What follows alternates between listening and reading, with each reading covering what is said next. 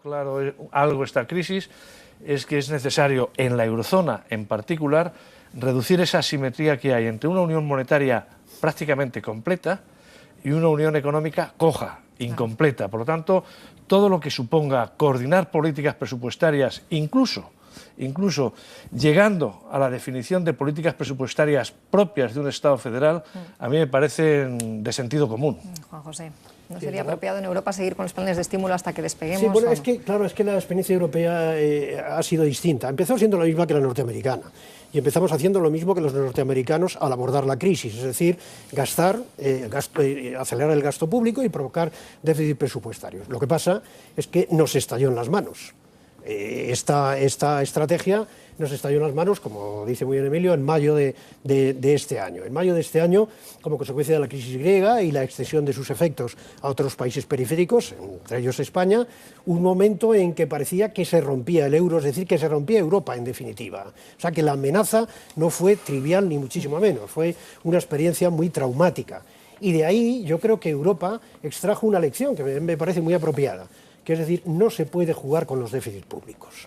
Se pueden quizá mantener un poquito, pero no se puede jugar a largo plazo con eso. Y tomó la decisión, a mi juicio también apropiada, de empezar a reducir. Y ahí tenemos este plan de reducción del déficit público alemán, de 80.000 millones de euros desde aquí al 2013, 11.000 millones el año que viene, el plan británico, que también ha sido un plan importante de ajuste presupuestario, y incluso aunque Gran Bretaña no está en la Unión Monetaria Europea, y la imposición al resto de los países de la Unión Monetaria Europea, especialmente a los periféricos, de estas condiciones de ajuste que son las que estamos padeciendo en los momentos actuales en España. Dentro de ello, dentro de esto último, a mí me parece que tiene todo el sentido del mundo, en eso sí estoy de acuerdo con Emilio, tiene todo el sentido del mundo el que reformemos el plan de estabilidad y crecimiento, sí, de manera que tengamos que informar previamente a la Unión Monetaria de cuáles son las líneas generales de los presupuestos que vamos a aprobar y que esto quede sujeto también al criterio y a la aprobación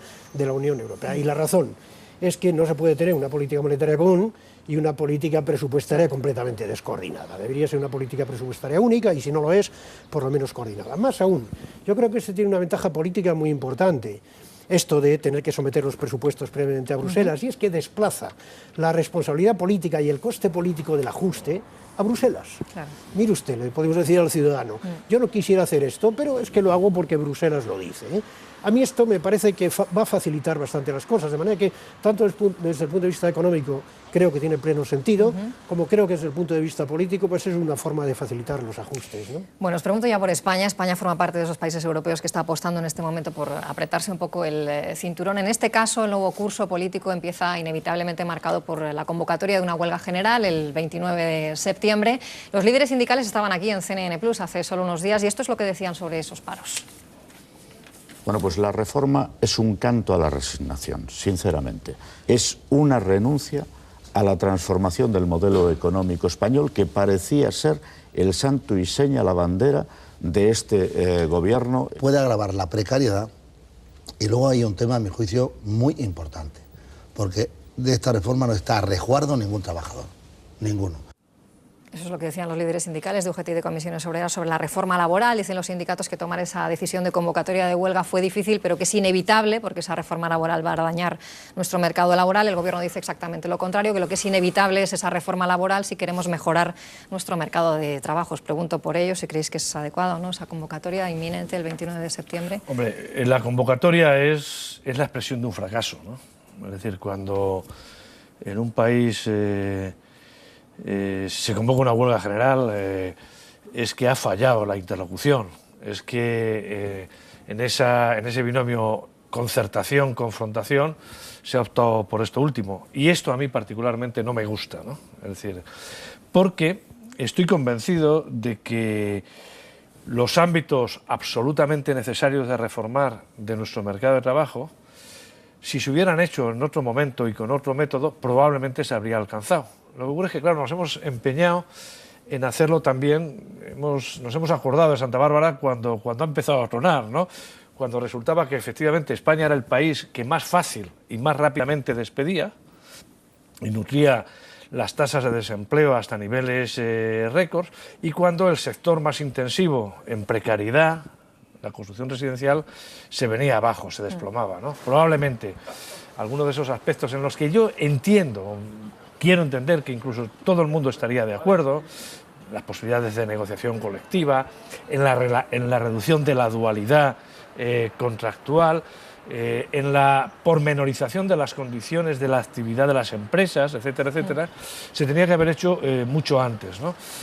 Yo me resisto a pensar que no había más remedio que convocar esa huelga general y que unos y otros, incluso el gobierno, desde luego los empresarios, no tenían que haber apurado, por así decirlo, y encontrar una vía de interlocución.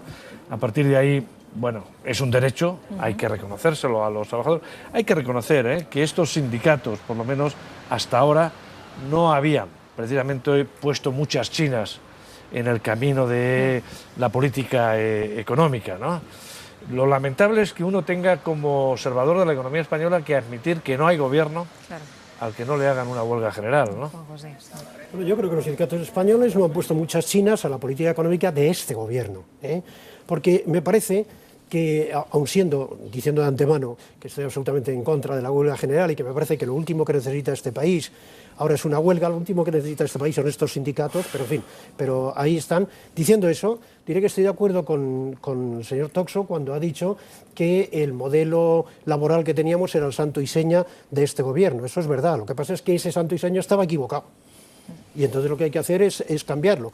Y se ha cambiado el modelo laboral, se ha procedido a una reforma laboral que yo creo que es incompleta, pero en fin, pero adelante, positiva en lo que se ha avanzado, que no está pensada como instrumento de lucha contra la coyuntura actual, recesiva, no, es algo bastante más profundo. Está pensado como un elemento estructural importante sobre el cual basar en el futuro un crecimiento más sano que el que hemos tenido hasta ahora, ¿no? Y que además ha sido aprobada esta reforma laboral por quien debe, es decir, por el Parlamento. Esto no es una cosa que hayan aprobado los empresarios. Esto no es una cosa siquiera que haya aprobado el gobierno. Esto es una cosa que ha aprobado quien tiene que aprobarlo, que es la representación legítima del pueblo español, que no son los sindicatos, que para empezar tienen un grado de afiliación muy bajo. Ahora, si quieren declarar una huelga, pues si quieren darse un tiro en el pie, que es lo que yo creo que se van a dar, pues adelante con ello. Mi impresión es que esto va a fracasar, aunque ellos dirán luego que ha tenido mucho éxito, que esto va a fracasar y que esto puede ser pues el canto del cisne de unos sindicatos que están pasados de moda. Bueno, y esa sigue siendo un poco la gran pregunta también, ¿no? Si esta reforma laboral que plantea el Gobierno es la que necesita o no ahora nuestro mercado de trabajo. Teníamos un dato hace unas semanas de paro, el paro registrado del mes de agosto ha vuelto a subir después de 4 meses consecutivos de caídas.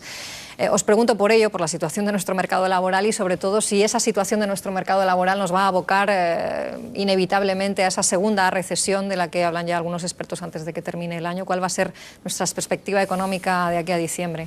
Bueno, lo que está claro es que quizá el último dato es más normal, es más premonitorio de lo que va a ser lo que queda de año que lo que habíamos visto hasta ahora, ¿no? Aun cuando tengamos que tener en cuenta esa estacionalidad que lo que hace es minimizar, digamos, su carácter adverso, no es tan malo, ¿no? Pero es verdad que no solo ha habido un repunte, sino que también hemos visto una caída en la afiliación. A la pregunta tuya, ¿hay elementos que permitan anticipar una reducción del paro, una creación neta de empleo en los próximos 6 meses, por ejemplo? En mi opinión, no. A pesar de la reforma. Es decir, ha hecho bien en puntualizar Juan José, porque quizá en las vísperas de la reforma todo el mundo pensaba que la reforma iba a traducirse en un aumento del empleo. No, va a facilitar, puede facilitar las cosas cuando la economía se esté recuperando. Pero por el momento vamos a tener serias dificultades en reconducir esa tasa de paro. Y todo el mundo, no solo los analistas privados, las instituciones multilaterales, sitúan un 20% de paro como tasa con la que empezar el próximo año y aguantar buena parte del año que viene. Bueno, Juan José, es verdad, panorama. Es verdad. Y preguntabas si vamos a caer o no, o si hay posibilidad.